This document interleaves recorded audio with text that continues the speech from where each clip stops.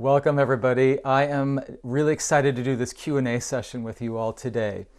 And this is probably about day 8, I think. And it's been really fun because I get to interact with all of you and hopefully help you stay creative during this time of being inside. It's a lot of fun.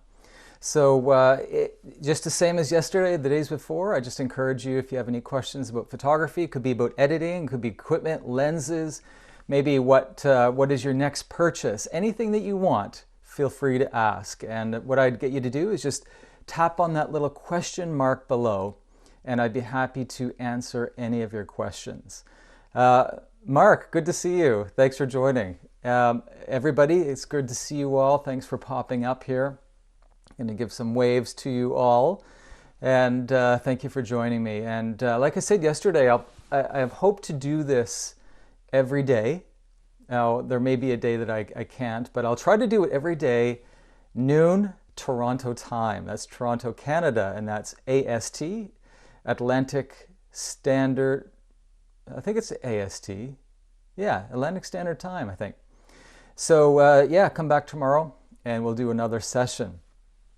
So feel free below, and by the way, one quick little note, there's 2 little icons below, and they're 2 happy faces.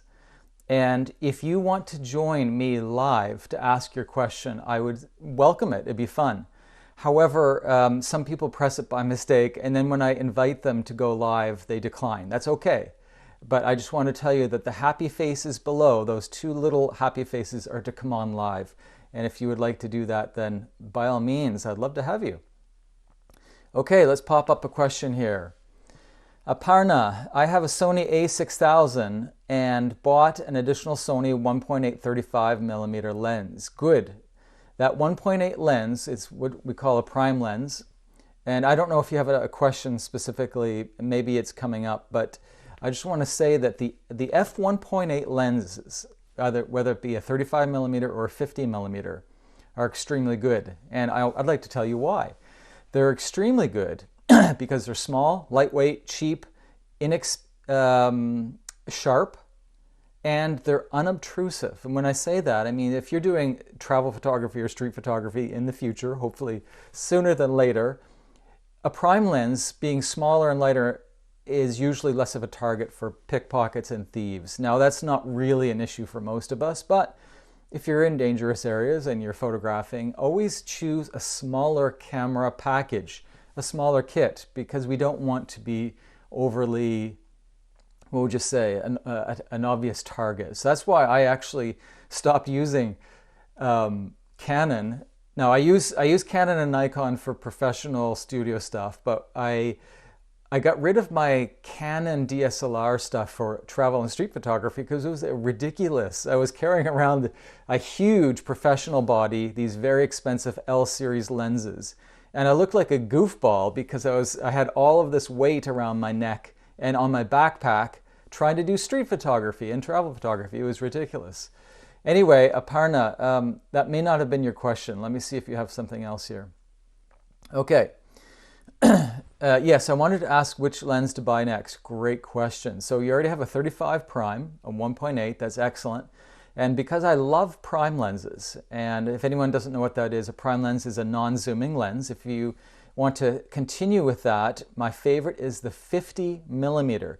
Now, interestingly, because you have an a6000 Sony, which, by the way, I've used a lot, I would suggest that if you go with the 50mm prime, then what you essentially get is a 75mm lens in the full frame way of judging lenses. That means that you can use that 50mm prime lens for the perfect upper body headshot portrait lens for getting people. So you will have an amazing amount of background blur, and it's really good for doing fashion photography. It's good for family portraits if you just have a few people.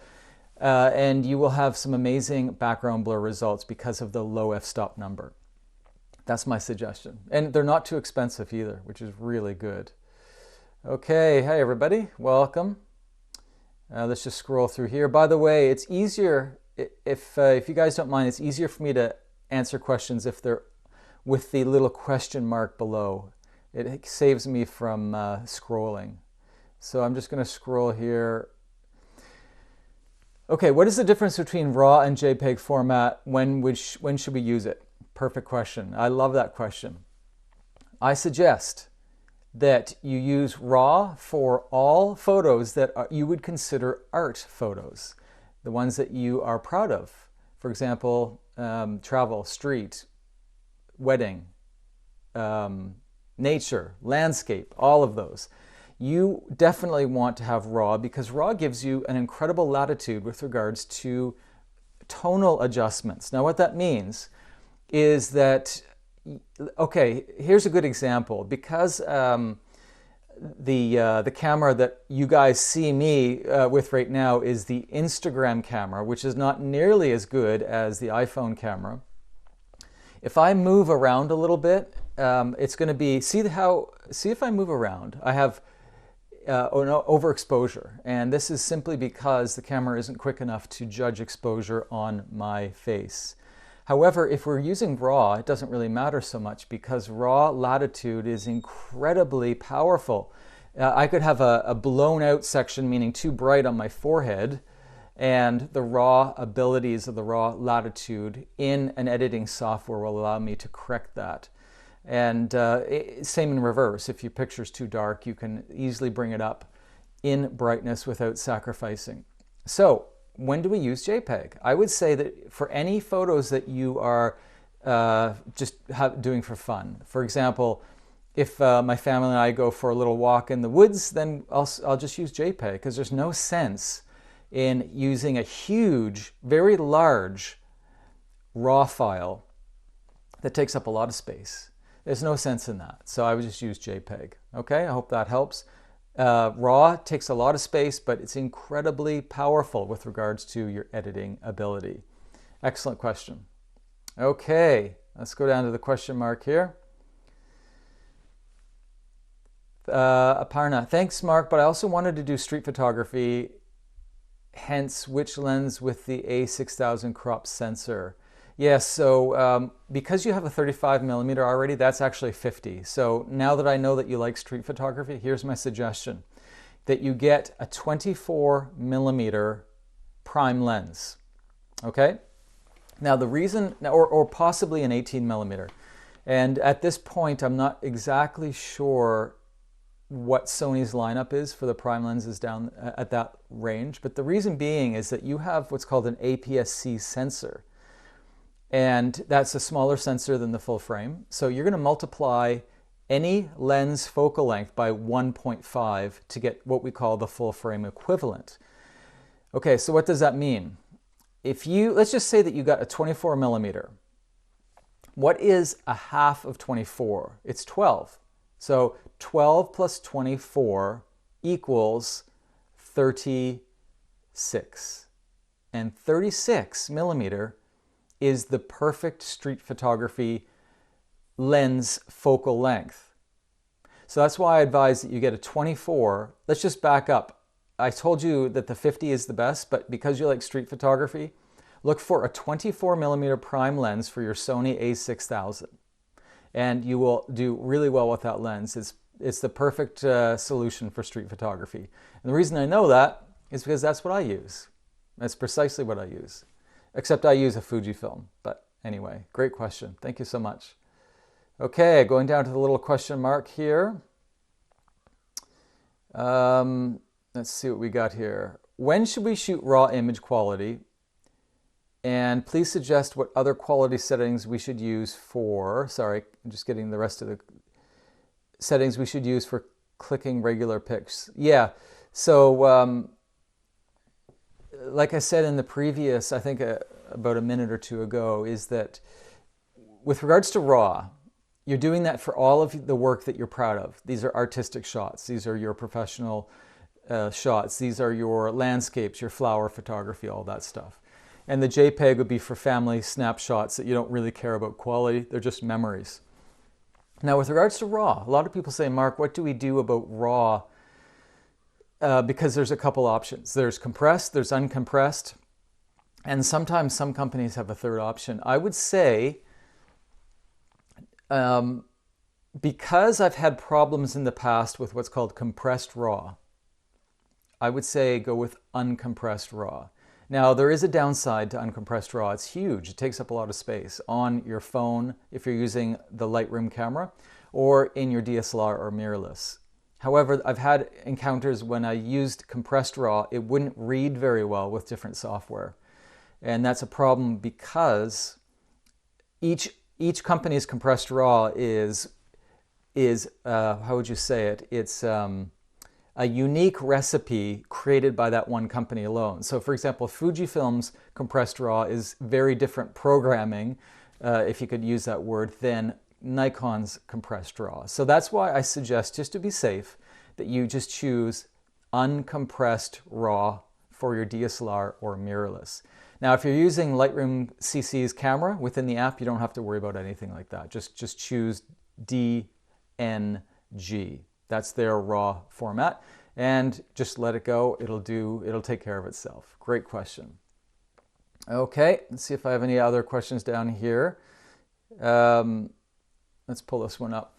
I use Canon 550D. My current lens is the 18-55 kit lens. What else lenses do you recommend for both cityscape and some street photography? Okay, excellent question. Now, I always want to make sure that people are not looking down at kit lenses, because kit lenses are cheap. They're a very good deal when you buy them with the camera body, first of all.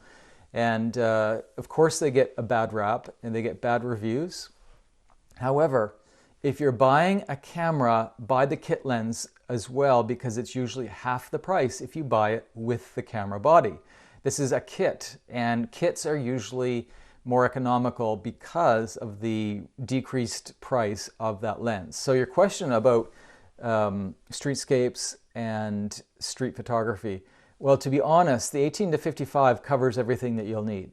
So you don't need to buy anything new.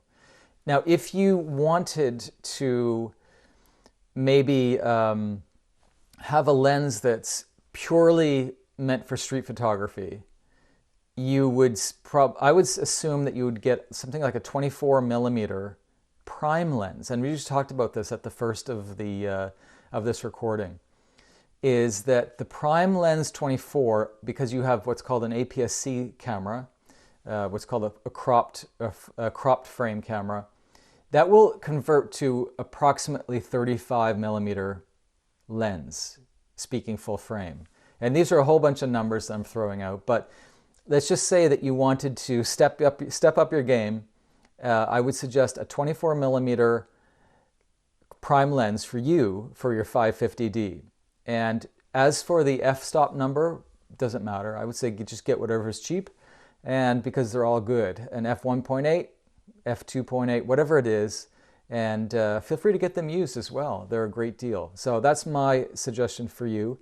But keep in mind that 18-55 kit lens is good for you until you find that you're being held back. And whenever you find that you're being held back, that's when you want to upgrade. Hope that helped. Great question, by the way. Okay, I'm going to scroll through. And please, if I could just remind everyone to, if you wouldn't mind putting your questions in the question mark below. Lucy says, I don't have a question mark at the bottom. I saw it at one point, but not anymore. Well, that may be, Lucy, thank you for that. Does anyone see a question mark? Because I see it on mine, but then again, I'm the one who is actually doing this broadcast. So if you guys could just help me out by giving a thumbs up or saying, yes, I see a question mark. And that might help Lucy as well, because if some of you can't see the question mark, then by all means, put your questions in the comments section. And I didn't know about that. I'm actually quite new to going live on Instagram. I've done Instagram for years and years, and don't use live very much. Okay, so I'm scrolling here, just finding another question. Speedy Pants. Well, that's a great name for your Instagram profile. Where are you based? Well, I'm in the past couple of years, I've been based many places. I've lived in Latvia, I've lived in Mexico, and I currently live in Eastern Canada. And yeah, so at this point, I'm an Eastern Canadian. I am a Canadian, of course, that's my nationality. but I live on the East Coast at this point. Thanks for asking. Vivid Snaps. Sir, what is the best shutter speed to capture the fountain in a still photo? Yes, I'm very happy to answer that. So with regards to getting that beautiful, soft flow of water, which all of us really love, what I suggest is that you don't do that actually until it's dusk. Okay, so don't bother in the daytime. It's not worth it because you're not going to get that effect. Now, if you have to do it at noontime, or if you have to, like say for example, you have no other option because you're doing this commercially. For example, you have a client who really wants you to get this done in the daytime. Well, then I want you to get what's called an ND filter, and that's called a neutral density filter. And that will allow you to actually get those flowing waterfall pictures in the daytime. Otherwise, it's not going to work. So let's just say that you don't have an ND filter, you don't have a polarizer filter. Then go to get your shot in the evening or super early in the morning, preferably before the sun rises. And I'd like you to use a tripod. I'd like you to use aperture priority. And by the way, before you say, whoa, Mark, don't use aperture priority, you have to use shutter priority. I respectfully disagree, and I'll tell you why. I'd like you to use aperture priority. I'd like you to use the lowest ISO possible. I'd like you to go to the highest f-stop number possible, and most lenses is f22 or f32. And I would like you to adjust exposure only by using your exposure compensation dial. That's the minus and the plus. And with that recipe, you will get a long exposure that looks really good. Now I walk through the exact process by doing demos on two online courses. One's called Digital Camera Mastery, and the other one's called Photo Shortcuts, and they can be found at my website, markhemmings.com, markhemmings.com. And I actually do waterfall shots, I do fountain shots, and I show you exactly how to get that. So if you need further help by an online demo, I would definitely send you to those two courses. Great question. Okay, see what else we have here. Oh, good, we have some. So it looks like the question mark is working. Aparna, I thought let me pull this up here. I thought for street photo, one should also have a zoom lens. If so, what focal length? Okay, so great question, by the way. Street photography does not use zoom lenses. Now, I'm talking about classic, well-respected street photography best practices. I know that there's debate, but if you ask any professional street photographer, it's always a prime lens. It's always a 35 full frame equivalent. So street photographers usually don't use zoom lenses at all. And when I'm doing street photography, I use a 35 millimeter lens. Now, because I use a Fujifilm camera, my 35 millimeter equivalent lens is called a 23 millimeter.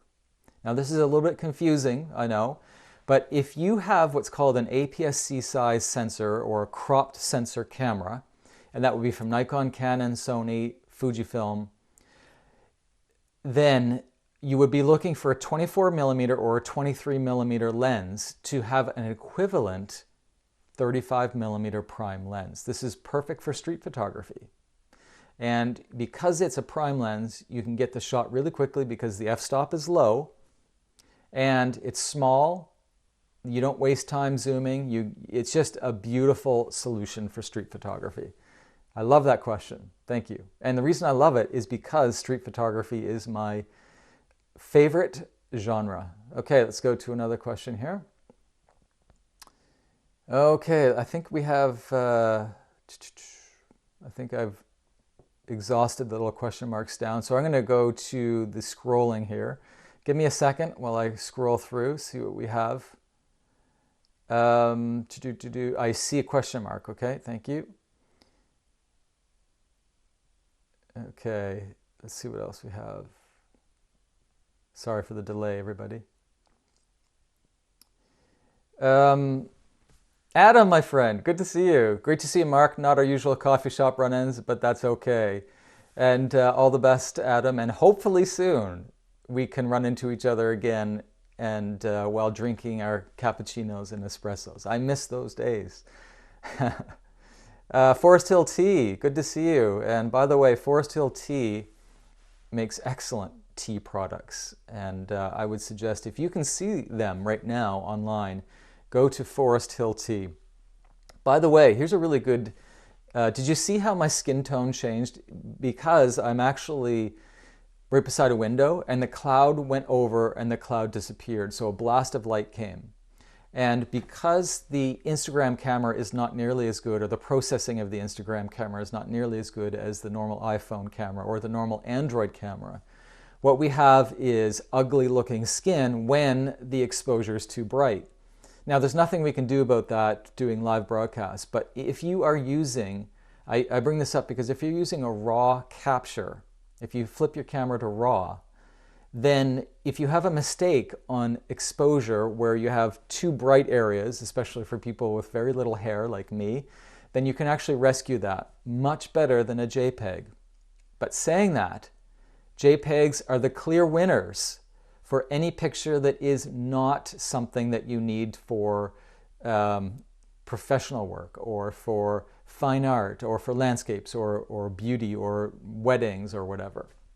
So I use JPEG all the time for when we're with my family, going out for walks in the woods, photographing receipts, photographing anything like that. JPEGs are wonderful. Okay, let's scroll through here. We go down to the little question mark. Okay, let's see what we have here. How can we get black background in portrait or food photography? Which format is good, RAW or JPEG? Yeah, so black background for portrait or food photography. If you have an iPhone, just use the portrait mode. They have a black background. It's very simple, just a press of a button. However, what I do suggest is, at least here in North America, they're called Bristol board. And I don't know if the name is different in other countries, but it's just a piece of board. It's quite large, and you buy it at your art store or a dollar store, and you use that as background. So you can get many colored Bristol boards. You can get black, red, white, yellow, and this is what professionals use for backgrounds for their food or product photography. And the nice thing is that these also work as what's called sweeps. Now, in the world of studio photography, and I used to be a studio photographer, I used to do food, product, wine, beer, a whole bunch of different products in my studio. We would use these cheap $1 Bristol boards for backgrounds, and we would curve them. And this curve, which is called a sweep or a seamless, is like $1, and we can get any color we want, and it provides the most amazing background. And they're so cheap. So that's what I advise for you to get your black background for your product shots. Very good question, by the way. And I apologize for sounding salesman-ish, but I do go through the exact process of how to set up product and food photography with those sweeps, with those Bristol board sweeps in the online course called Digital Camera Mastery and Photo Shortcuts, and that's within my website, markhemmings.com. Okay, great question. I'm going to go back to the little question marks here. Sorry for the delay here. Okay, here we go. How can you adjust a camera for raw images? Yes, very simple. In your camera, and in fact all cameras that allow for raw capture, and that's pretty much every single DSLR or mirrorless, there is something called image quality. And if you go to that setting, image quality, you will find that you have a combination of JPEG, JPEG plus RAW, and RAW. And because I don't know what camera you have, I would suggest all you have to do is just go to your user manual for that particular camera, and you will see exactly how to switch to RAW, okay? Now the thing is, I don't want you to switch to RAW unless you have software, editing software that can handle RAW. So if you have Lightroom, for example, you can handle RAW. If you use Lightroom CC, the app, you can handle RAW, but only if you pay for the monthly fee to be able to upgrade to the premium. if you don't have editing software that will handle RAW, then I'd like you to stick to JPEG, okay? And then at some later date, you may decide, well, maybe I want to get into Lightroom, or maybe I want to study Photoshop. Then, of course, at that point, you can certainly shoot RAW. But if you have no ability to read RAW, then I wouldn't advise it. Now, if you are an iPhone user, an Apple user, I do believe that Apple allows you to process RAW images. So definitely, and I'm 99% sure that's possible. However, because I don't use iPhone, I don't use photos, the iOS photos or the OS X photos for my RAW capture. I don't know for sure, but I'm pretty sure that's the case. Maybe someone could give me a thumbs up on that if they know that they can import RAW images into Apple's Photos app. I'm almost 100% sure you can do that. Okay, hope that helped. Okay, let me go back to the question marks here.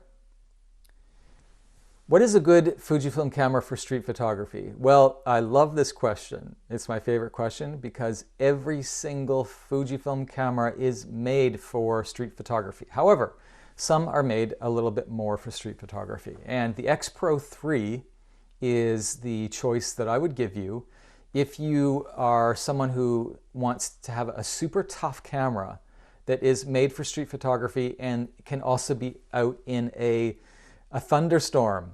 I've used the X Pro 2 and it is a tough camera. And if you can get an X Pro 2, I would advise it because the prices are incredibly cheap because the X Pro 3 is out. Now the X Pro 2 is an amazing camera still, even though it's been superseded.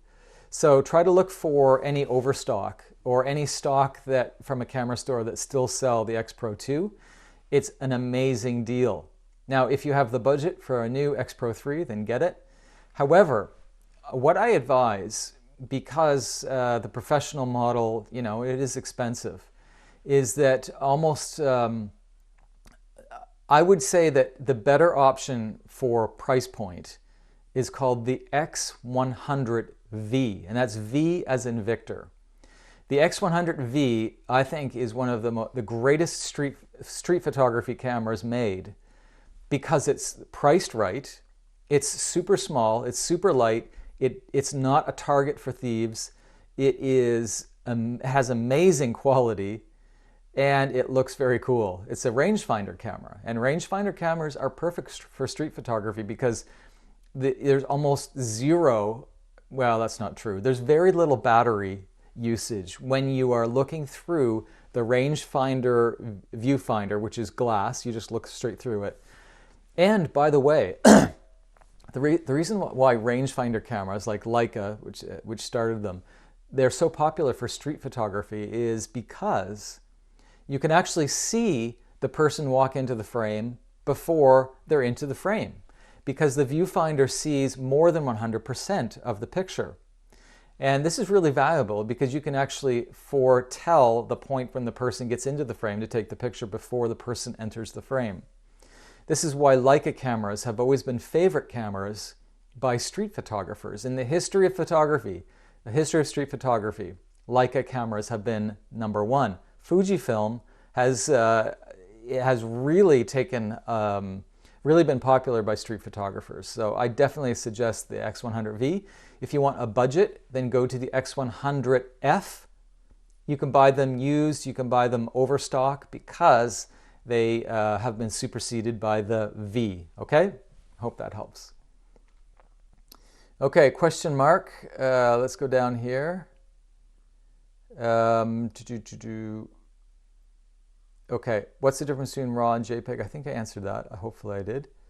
And if I miss any of your questions, please tell me, because I'm having a hard time reading which ones I've missed. Let's see what we have here. Hi, Mark. While answering a question on shooting a silk effect on a fountain, you said choose the aperture mode. Yes. Okay. Sorry for the delay, everyone. I have a whole bunch of questions and I don't know if I answered them yet or not. Okay, so yeah, aperture priority mode, definitely.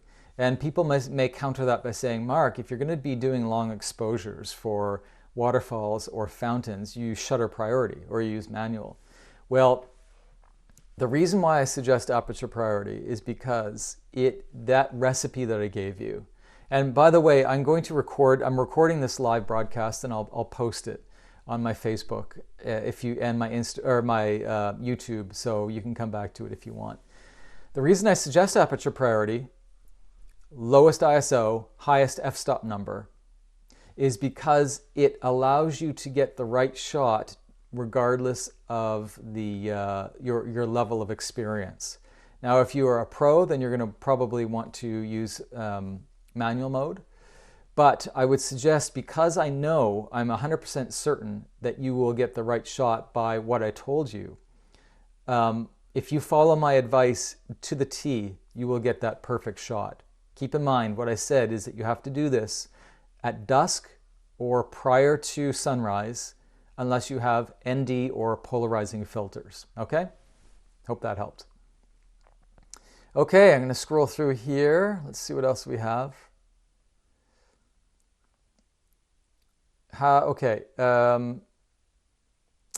Hey mate, been a photographer for 10 years myself. I've been recently found myself feeling ethically adverse to shooting for many brands. Have you got any thoughts on how to shoot in a way that makes the world better? Oh, this is a great question. Tomla Jones. Yes, certainly.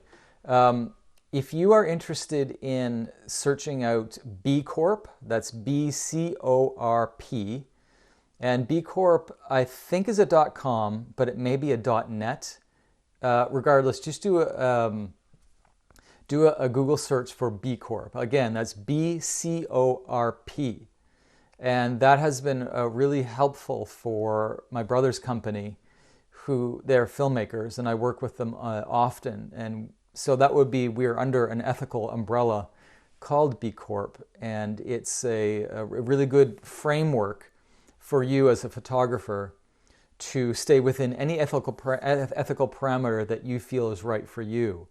And also, when you're in the B Corp world, then you do have access to all the other corporations within B Corp that have a similar ethos or ethic.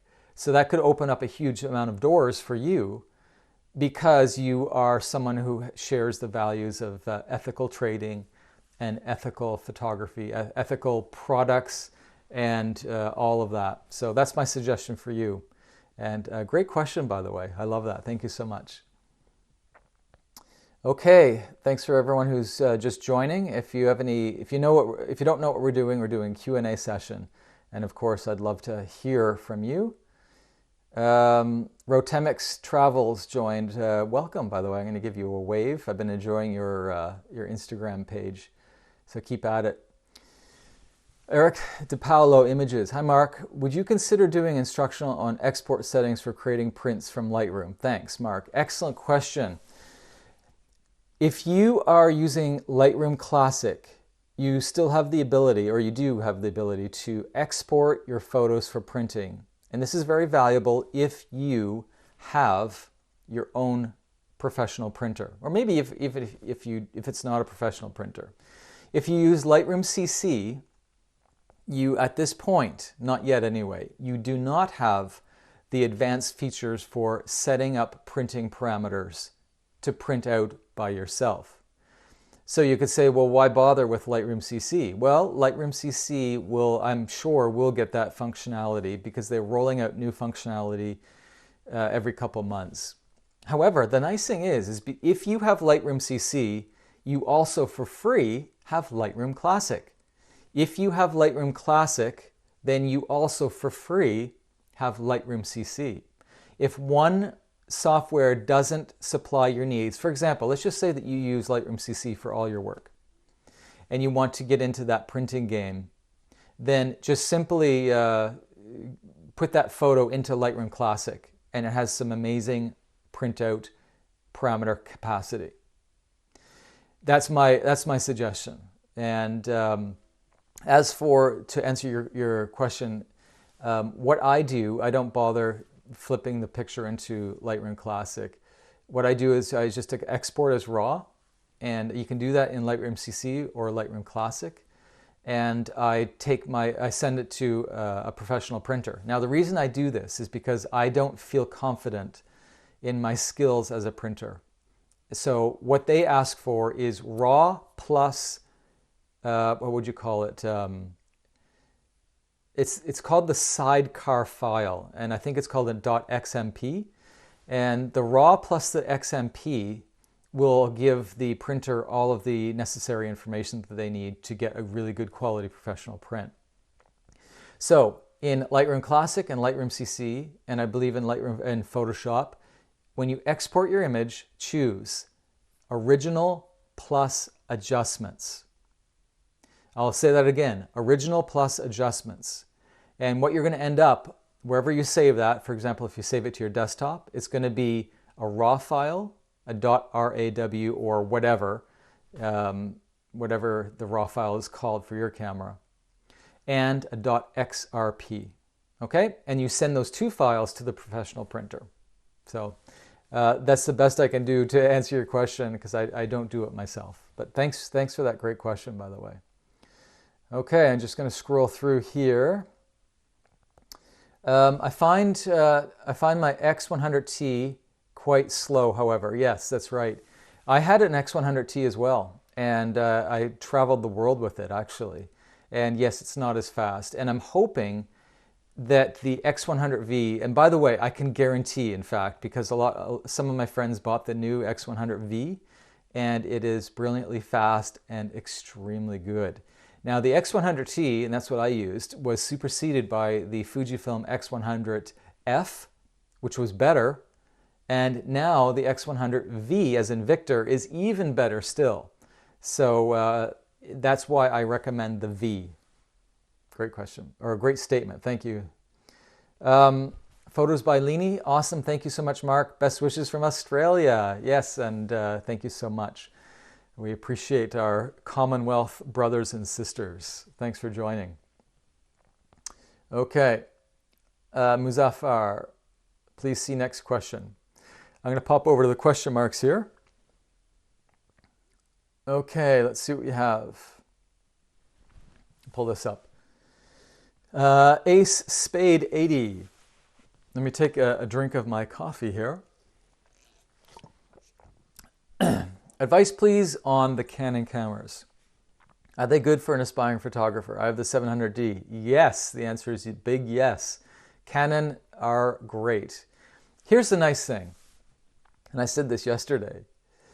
Even though the world is struggling, and I want to make sure that I'm very clear in being sensitive here. Even though the world is struggling, isn't it nice to know that there are certain aspects or genres or would you say careers or hobbies that just keep getting better and better? Photography is one. We have never been in a better position in the lifetime of photography than we are today. And in fact, next year, photography is going to get so much better than it is today. And this is an exponential increase in excellence. And the Canon cameras are amazing. Nikon, amazing. Sony, unbelievably good. Fuji, extremely good. All of these cameras are producing stuff that are were just unthinkable 5, 6 years ago. So yes, the answer is yes. You choose the camera that's within your budget and you will be happy. And here's the thing. If you exhaust your setup, for example, if you are getting so good that you feel that your equipment is holding you back, that's when you upgrade, and that's only when you upgrade. Never upgrade because you feel that your buddy down the road bought a professional model and you feel that you need to measure up. That's ridiculous. You keep using your gear until you exhaust it, or until you feel that it's holding you back. Then you upgrade. By the way, your 700D is fine. It's really good. Excellent question. I love talking about that. Oh, by the way, before I get to another question, I follow Dave Ramsey, his podcast, and that's if you go to a podcast, either in iOS or Android or Stitcher or whatever, if you search Dave Ramsey, he talks about how to purchase and how to save for small businesses and for your personal savings and so on.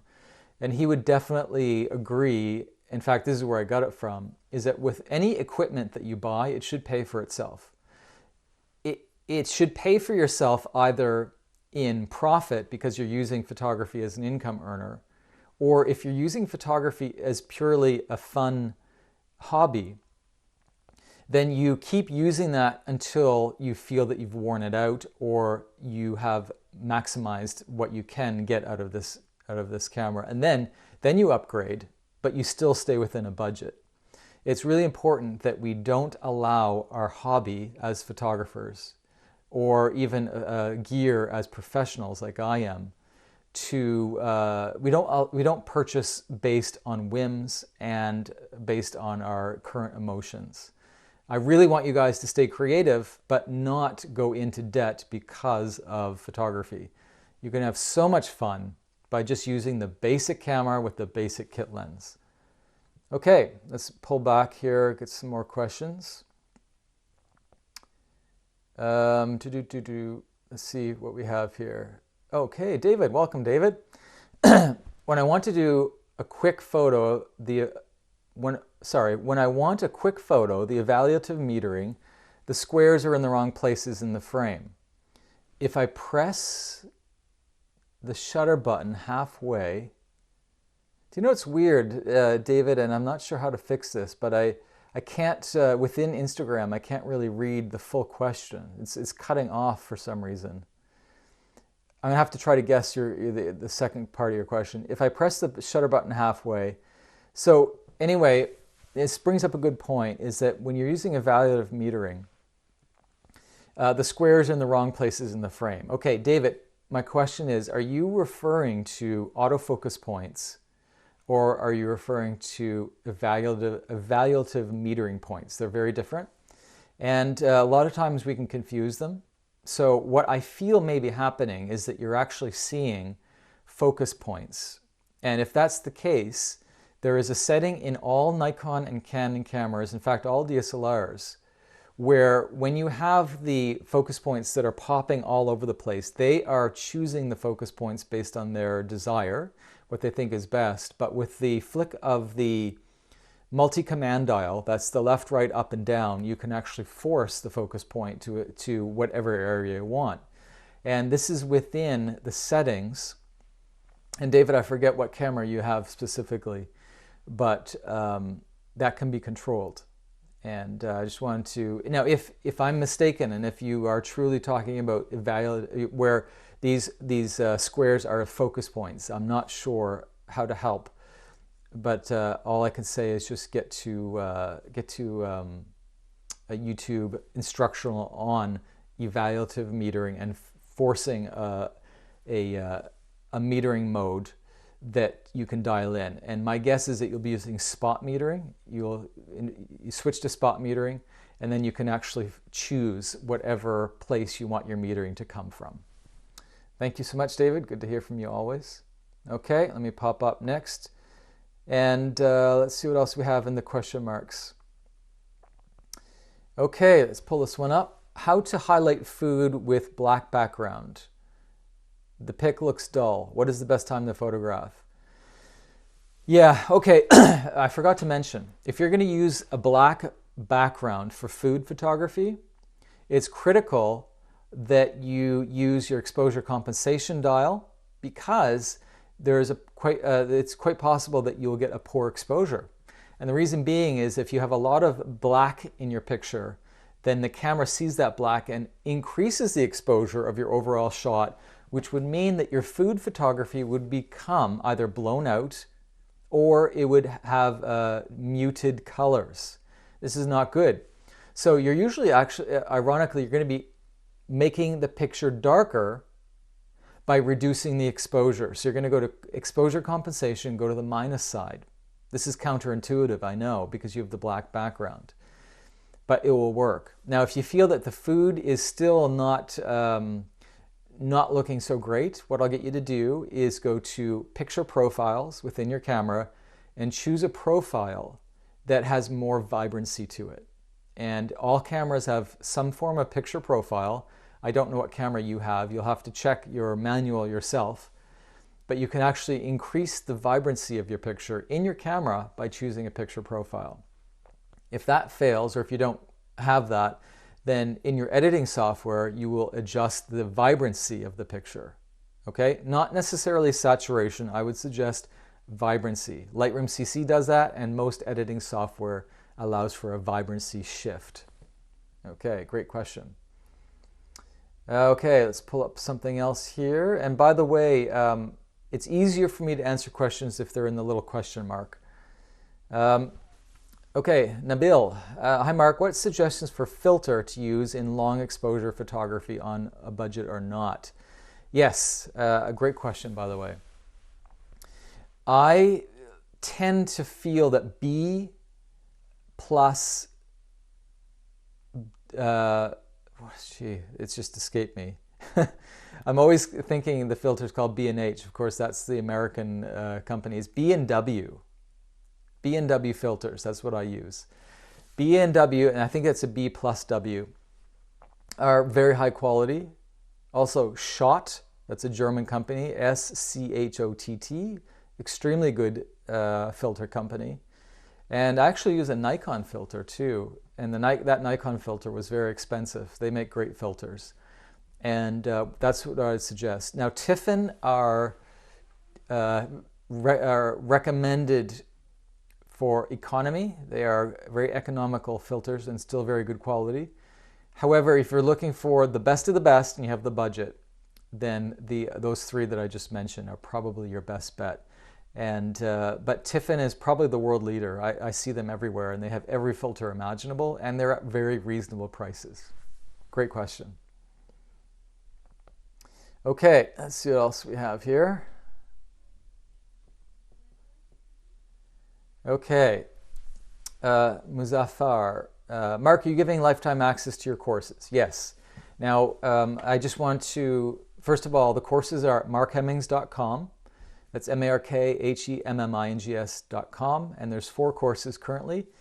And I just want to make sure that everyone knows that I don't own these courses. They're owned by Digital Camera Mastery, which is a part of iPhone Photography School. But I created the courses with them to help people with digital cameras, mirrorless cameras, and mobile cameras. And they've been quite popular, so I'm really glad. And if you do join up, I want to make sure that you always feel free to reach out to me directly. And if you run into any questions about technical or artistic side of photography, I'm always happy to help. And with regards to lifetime, yes, you could do the course next year if you wanted. You just buy it, do it at your own leisure, and you just keep using them. And as long as the company that owns the courses are in business and that they are extremely successful company, then yeah, it's a lifetime course and it's a good price. Thanks for answering that question or asking that question. Okay, let's see what else we have here. Sibylla 16. I have a few pictures that I took from my travels and would love to have them printed, but I'm always afraid that the prints come out terrible. And also, Sibylla 16, I apologize. I can only see a certain amount of your question because for some reason Instagram cuts them off. It's a shame. Yeah, so what happens is that if you just choose a printer that allows for a reprint and you explain that, what you see on your computer is you're not happy with the results, they'll do a reprint if you tell them exactly what you want. That's where local is better. If you get these done locally, then you can actually take the prints in again and say, look, thank you for doing this, but it looked much more vibrant on my screen. Or it's too green, I want more magenta. This is the only solution. And if you get a sort of a rapport with your printer, then they can actually customize your prints because they get to know you. And that's a really good thing. For example, I have a fellow photographer who actually a couple options for getting my prints done. and they know what I like, and it works out well. Okay, coffee time. Okay, pop down to the question mark here. Okay. Oh, this is a great question. Curtis, this is probably the best question ever. What is your favorite place to photograph?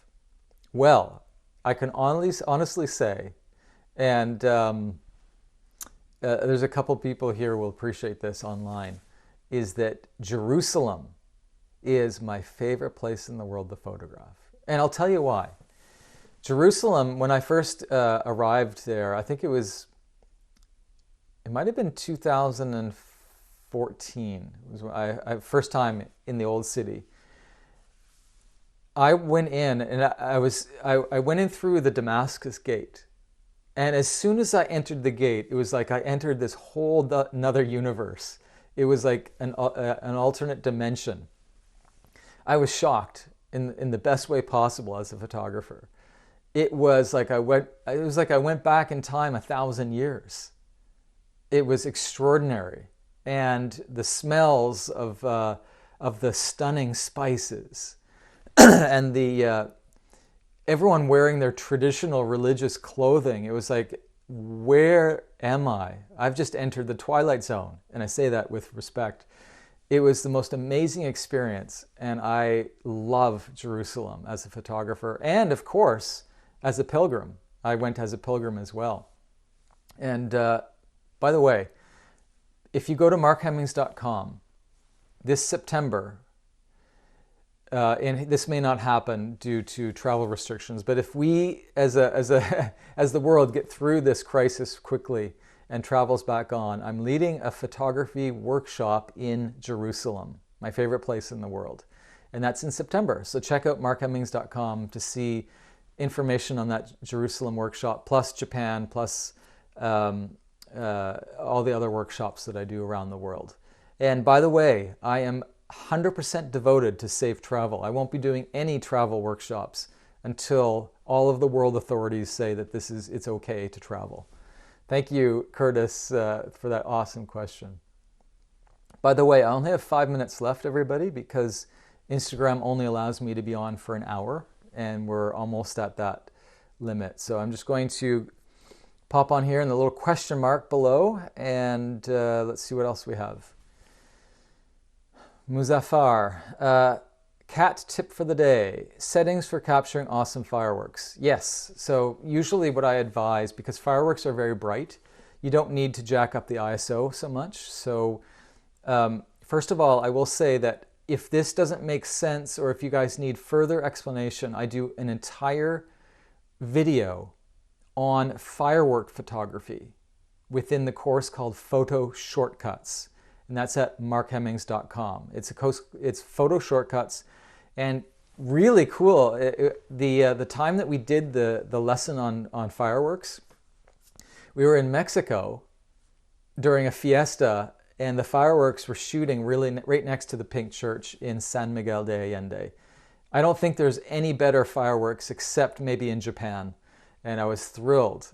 And so anyway, with regards to fireworks, I suggest a tripod, and I suggest, let me think here, you don't need to jack up your ISO, to be honest. Just keep it low, maybe 200 would be fine. And it depends if you want streaming. I assume you just want good sharp shots of the fireworks themselves.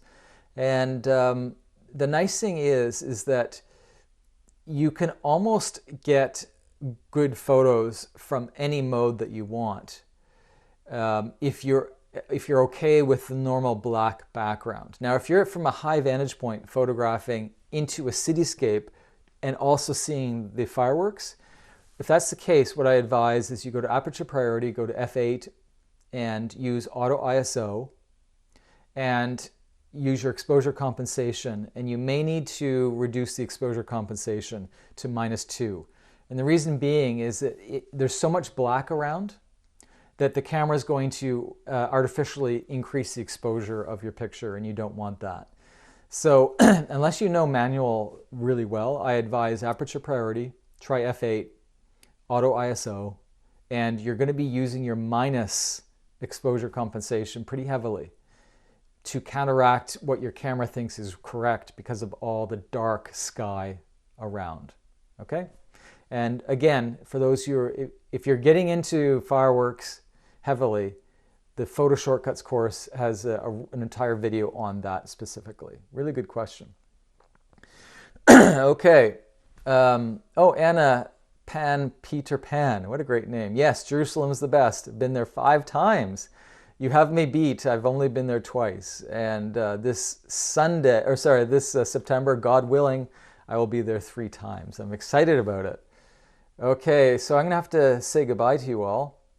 I'm just going to look for one more quick question.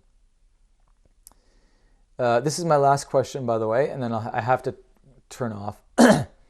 This is from Roa Bucham. Hi, Mark Rodrigo here. Thanks for doing this. Fun. Been looking for a wide-angle lens for landscape and perhaps street photography. Now, again, this is crazy, Rodrigo. I don't know why, but I'm not able through Instagram to read the entire question, and that's really too bad. Wide-angle lenses for landscape and perhaps street photography. If you are looking for a prime lens that fits both really well, if you have a APS-C size camera, get the 24mm or 23mm prime lens.